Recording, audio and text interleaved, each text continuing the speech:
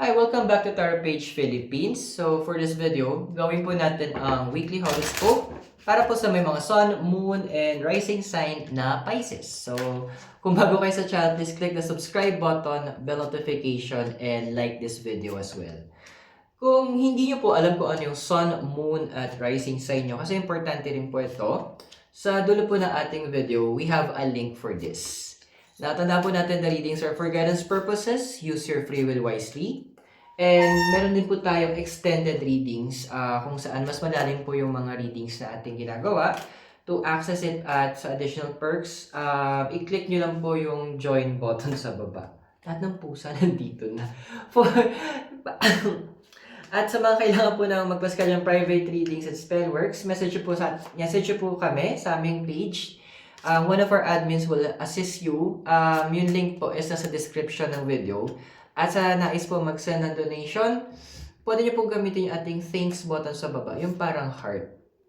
So, Pisces, ayan, ang gulo ng aking buhay. Lahat ng pusa po, pwera po doon sa isa wala. Kulang pa. Kulang pa tayo. Nalarga na. Ayan. So, Pisces, how are you? So, what I see here is your first, yung Knight of Wands and TikTok. Well, Pisces, ano ba yung mga gusto mo talagang gawin?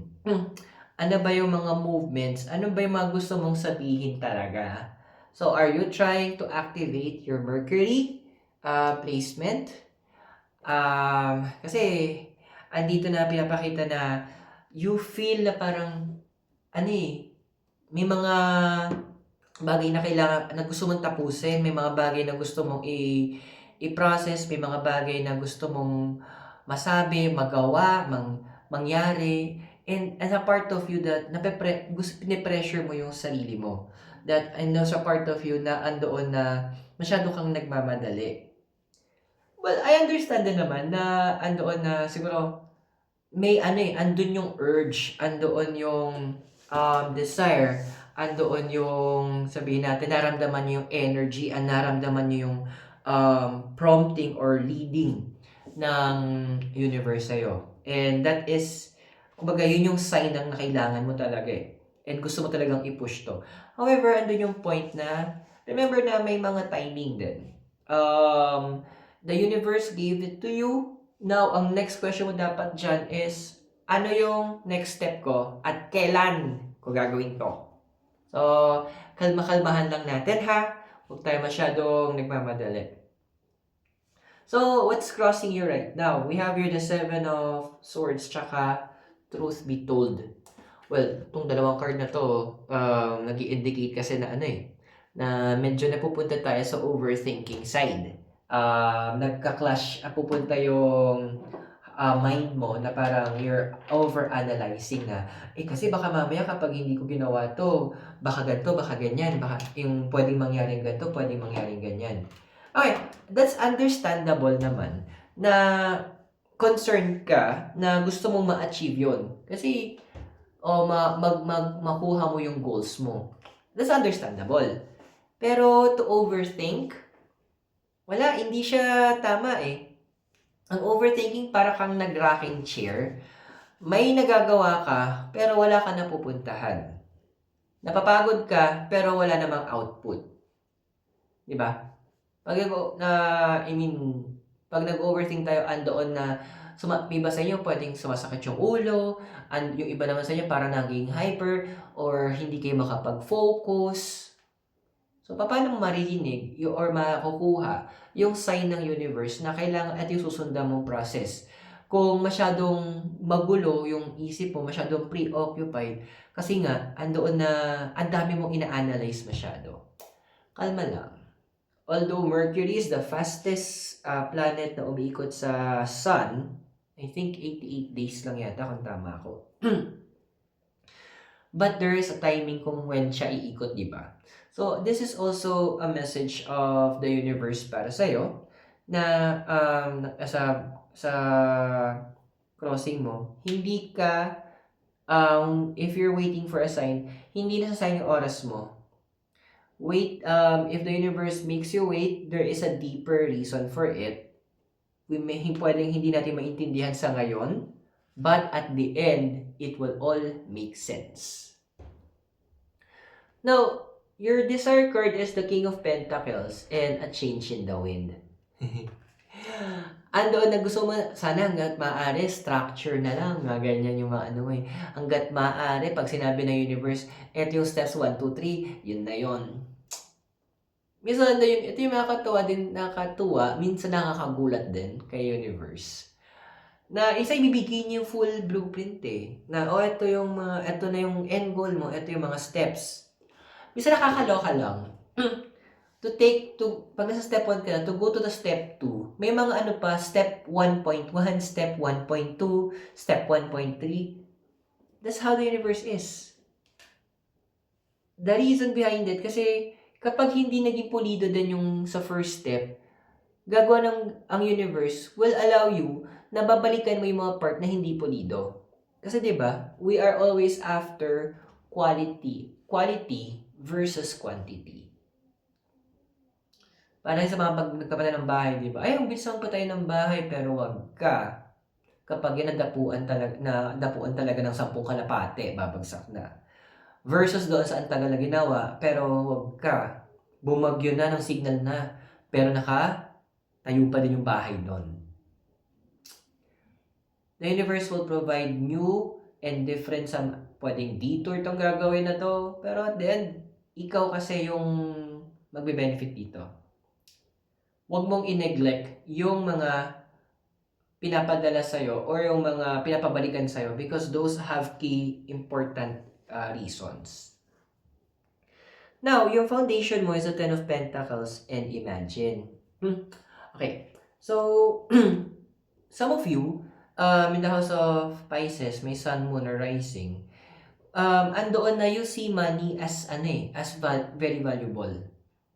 Kasi ang nakikita ko dito na, yung iba sa inyo, when in the past, nakaranas din kayo at some point in your life na talagang nangangailangan kayo. Na talagang naghahanap kayo ng financial aid or nangangailangan kayo ng mga bagay na makakatulong sa inyo in terms of your finances. And andoon na nakaranas yung iba sa inyo ng yung tipong sakto lang or sapat lang, and some meron pa na nakaranas talaga na bumaba yung way of living. Andoon na nakaranas na may iba sa inyo na merong araw na kailangan 2 beses na kumakain or isang maliit na pagkain, i-share pa within the family or within the group. So, I understand bakit nagmamadali ka. Pero also understand na may timing na binibigay ang universe. May precision yan. At nakalay down na yung process na yon. Kailangan mo naman this time is to trust. Nagtiwala ka nga na darating yung mga blessings sa mga pinagpipray mo. Ngayon pa ba na nagsisimula na yung process, mas kailangan na may tiwala ka. Now, in the past, we have here the Wheel of Fortune and to be fair. Well, nandun na, actually, I don't see it as a fair thing na nangyari. Yung tipong, iba kasi may nakita ko dito na parang, okay, pagbigyan mo muna yung kapatid mo kasi mas matanda ka naman, ikaw yung mas nakakaintindi. O yung mga linyahan na, pagbigyan mo muna yung kaibigan mo kasi mas kailangan niya yun. Sa mata mo, okay lang. Patas yun. Pero sa mata ng universe, it's not. Kasi, nakalaan yung opportunity niya para sa'yo andun lang na masyado mong hinayaan na gumana yung emotions mo. Gumana siya hindi dahil apart nun kasi gusto mo i-showcase o gusto mo ipakita yung pagmamahal mo at bibigay importansya doon sa mga tao. Pero kasi yung dahilan kaya nangyari yun is because may mga taong nag-manipulate sa'yo para gawin yun. Yun tinatawag na gaslighting. Isang promise ito ng universe, if it was not fair before, i-correct yun. And this time, things will be fair para sa'yo. Now, yung possible future na ikaw, we have here the 8 of Pentacles and the Card of Peace. Remember yung mga opportunities na hinihintay mo? especially in terms of your finances. Wait ka lang, ikaw na yung mahihirapan na mag-ayos ng schedule mo. Because hindi siya paisa-isa na darating. Some of them, sunod-sunod na darating, pero most of them, sabay-sabay darating. Good luck na mataranta ka sa pagdating ng mga opportunities. Good luck na ikaw mismo yung mahirapan, ano yung uunahin mo. Na ikaw na yung magreklamo na parang, gusto ko magpahinga, gusto ko matulog, gusto ko munang bigyan ng rest yung isip ko. Kaya nga pinag-wait ka muna, di ba? Kasi, this is your time to get what you need to do, what you need, do what you need to do. Kasi kapag sumabak na yung mga parating sa'yo na opportunities, my friend, ikaw yung nganga kasi hindi mo na naman uunahin mo. So guys, kung nakaka-resonate kayo dun sa mga readings, tandaan po, meron po tayong extended readings kung saan mas malalim po yung mga readings na ginagawa natin at as part nitong ginagawa natin. So i-click nyo lang po yung join button sa baba para magkaroon kayong access sa ating exclusive videos and additional perks depende sa level na pipiliin nyo. So tuloy natin. Now we have here is yung ano to? So physical environment mo, Four of Swords tsaka Blessed. Meron yung kanta, di ba? Yung ang mga kanta yun eh. So yung lyrics niya, if you're happy and you know it, clap your hands. If you're happy and clap your hands. Paulit-ulit siya ganun. And you know it, if you're happy and you know it, clap your hands. So kung happy ka, di ba sabi, clap your hands. So medyo ito-twist natin ng konti. If you're blessed, clap your hands. If you're blessed, show it. Andun kasi na hindi naman sa sinasabi ng cards na maging flashy ka or magpakagarbo ka. Hindi yun eh. Yung outward outlook mo, dapat nagre-reflect yun dun sa inward outlook mo. Kasi, sorry sa term talaga ha, may iba kasi sa inyo parang ang losyang nung dating. Let's try to also take care of our appearances. Yung ating well-being, yung pagkatao natin. Hindi naman sinasabi yung nga mag-inarte, no. Let's just be presentable. Yon. Let's be presentable and comfortable. Kasi may iba na may mga ibang tao na parang makasuot lang ng mamahalin pero alam mo parang halatang hindi komportable. So yung nagkikiskisan yung mga taba-taba ganon or andoon na loose masyado yung damit at nagmumukha ng alam mo yung mumukha basta pangit. Hindi ko maisip yun. Ayokong mag-isip ng term at baka maisip ko. But this is also a challenge ng universe para sa'yo. Na use this as an opportunity to also look in the mirror and ask, ano yung pwede ko improve sa sarili ko? In terms of my appearance, paano ko ba mas magagawang mas presentable ako? Na anytime na may mag-knock na opportunity, ibig sabihin, ready ka to grab it. That you are prepared to stand na, ako na to. No, di ba? Presentable. So, ako na to, dyan lang kayo. Because these things needs to be fair and it should be fair para sa akin. Parang ganun yung magiging outlook mo dapat. Or ganun yung outlook na gustong i-project or i-develop sa'yo ng universe in the process as well. Your emotional environment, we have here the Fool and Chop Wood. Okay. Now, andun na sa emotional environment kasi alam mo sa sarili mo na may mga bagay na gusto mong matanggal.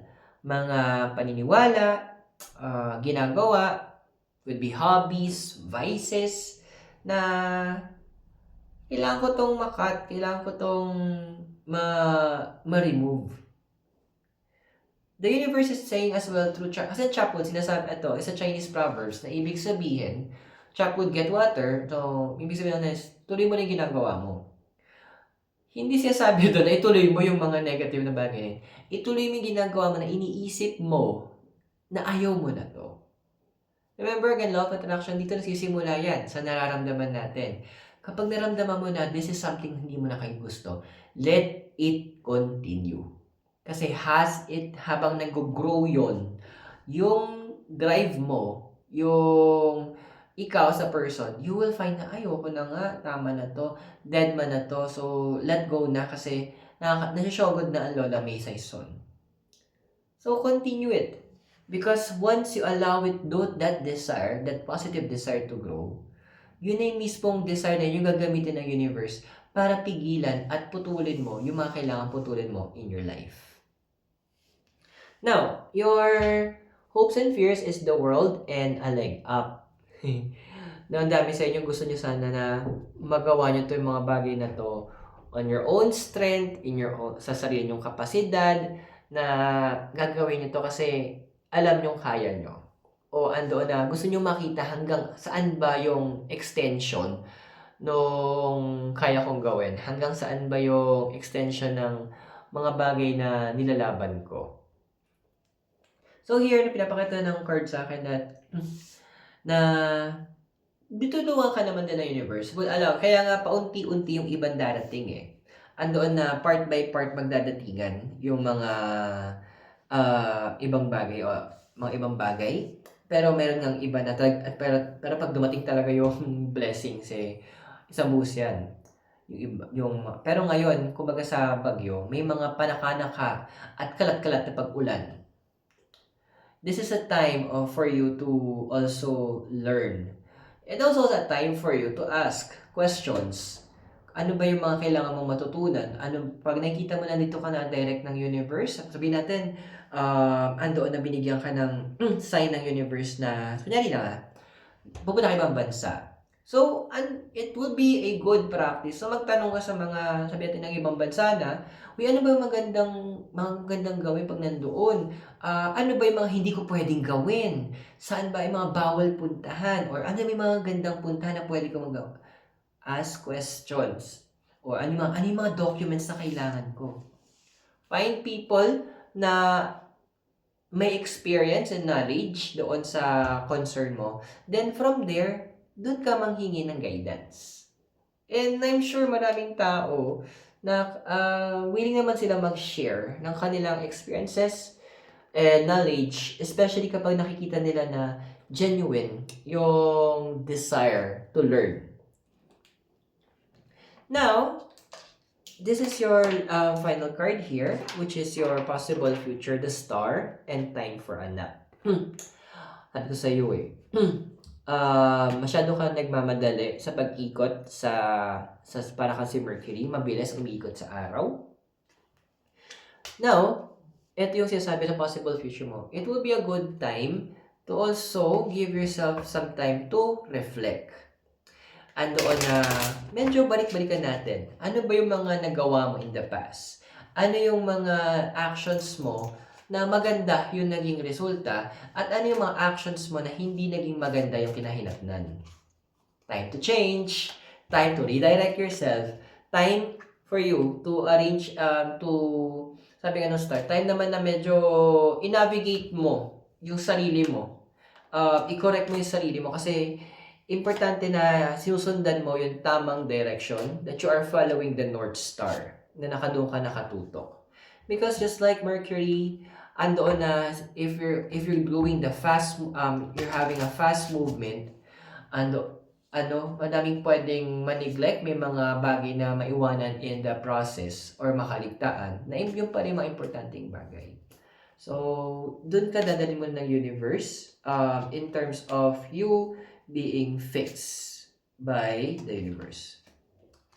So, I hope nakatulong yung readings, and remember, the readings are for guidance purposes, so use your free will wisely.